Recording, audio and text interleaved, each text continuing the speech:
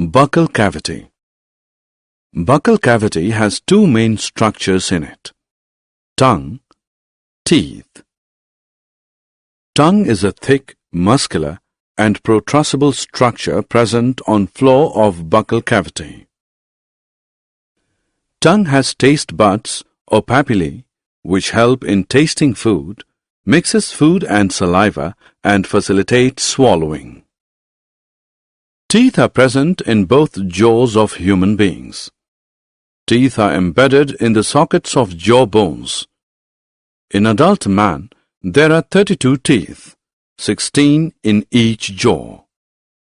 Teeth are of four types: incisors, canine, premolars, molars. Incisors are 4 in each jaw. They are sharp and chisel-shaped and are for biting and cutting of vegetable food. Canine are 2 in each jaw. They are sharp and dagger-shaped and are for tearing animal food. Premolars are 4 in each jaw. They are broad and cusp-shaped and are for chewing and grinding.